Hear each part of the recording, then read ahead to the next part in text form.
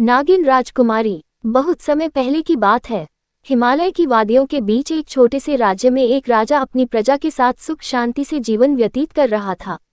राजा की एक ही संतान थी, उनकी सुंदर और बुद्धिमान पुत्री राजकुमारी अदिति। अदिति का हृदय दयालु था और वह अपने राज्य के सभी लोगों का बहुत ध्यान रखती थी। एक दिन अदिति जंगल में शिकार के लिए गई। वह शिकार करते करते इतनी दूर निकल गई कि उसे अपनी सेना से बिछड़ना पड़ा। जंगल में चलते चलते उसने एक चमचमाती झील देखी। झील का पानी इतना साफ था कि उसमें आसमान और पेड़ों की परछाई झलक रही थी। राजकुमारी ने झील के पास जाकर पानी पीने का मन बनाया। जैसे ही वह झील के पास झुकी, अचानक एक सर्प प्रकट हुआ। वह कोई साधारण सर्प नहीं था, बल्कि नागलोक का राजकुमार नागराज विक्रांत था। उसने राजकुमारी को रोकते हुए कहा, "यह झील नागलोक का द्वार है। यहाँ कोई मनुष्य नहीं आ सकता।" राजकुमारी अदिति ने अपने सौम्य स्वभाव से कहा, "मुझे माफ करें, मैं यहाँ अनजाने में आ गई। मैं किसी को हानि पहुँचाने का इरादा नहीं रखती।"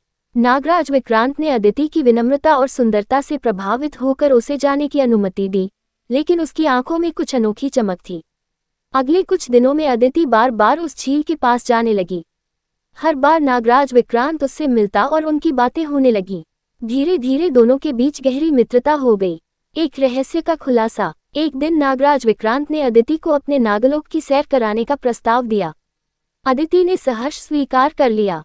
विक्रांत ने अदिति को नागलोक में ले जाकर वहां की अद्भुत सुंदरता दिखाई। नागलोक में चमचमाते रत्नों से सजे महल, अनोखे जीव और मंत्रमुग्ध कर देने वाले दृश्य थे। अदिति को ये जानकर हैरानी हुई कि नागलोक में रहने वाले नाग भी भावनाओं और संवेदनाओं से भरे हुए हैं। वहां के नाग प्रजा ने भी अदिति का गर्मजोशी से स्वागत किया।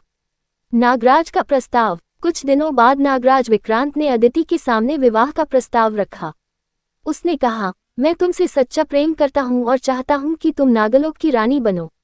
अदिति को विक्रांत से भी प्रेम हो गया था, लेकिन उसे यह सोचकर चिंता हुई कि उसके माता पिता और राज्य इस विवाह को स्वीकार करेंगे या नहीं। अदिति ने नागराज से कहा, "मुझे कुछ समय चाहिए। मैं अपने माता पिता से इस बारे में बात करूंगी।"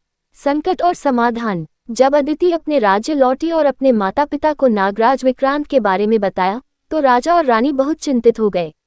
उन्हें डर था कि अदिति को नागलोक में भेजना उचित नहीं होगा।